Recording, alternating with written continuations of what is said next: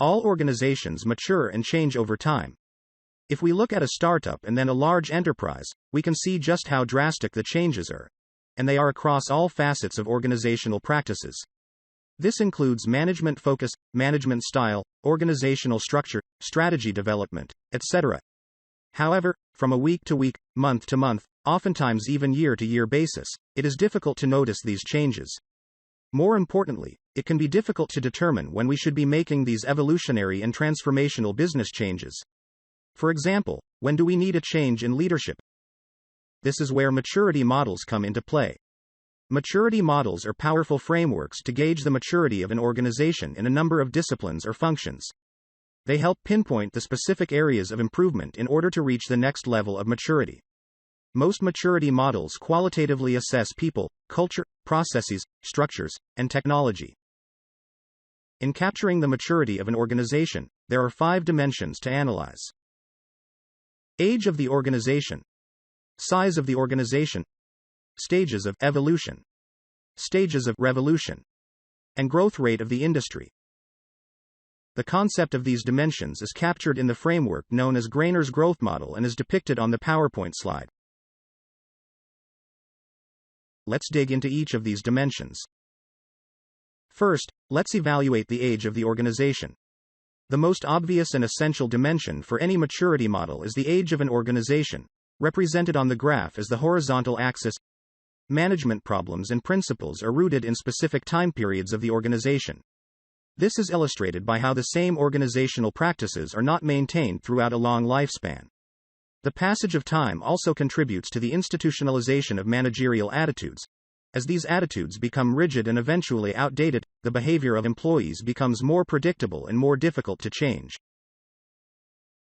The second most obvious dimension is the size of the organization, represented by the vertical axis of the chart. Organizational problems and solutions tend to change significantly as the number of its employees and its sales volume increase. We will see problems of coordination and communication exacerbate, new functions emerge, levels in the management hierarchy multiply, and jobs become more interrelated. The third dimension is stages of evolution. Evolution is a prolonged period of growth where no major upheaval occurs in organization practices.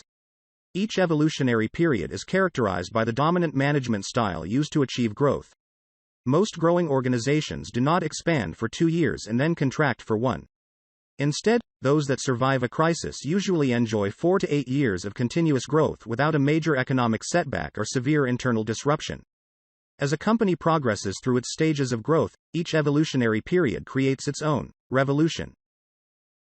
This brings us to the fourth dimension, stages of revolution. Revolution is a period of substantial turmoil in the organization's life. Each revolutionary period is characterized by the dominant management problem that must be solved before growth can continue.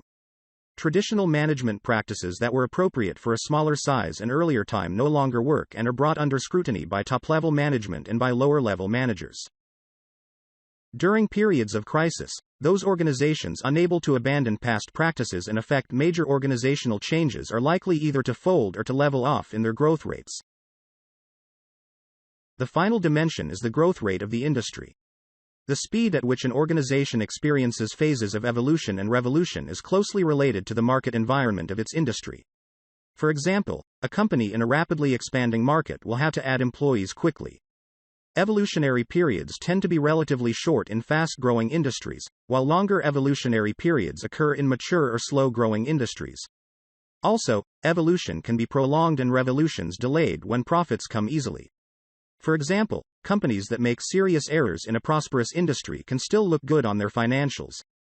As a result, they can buy time before a crisis forces changes in management practices.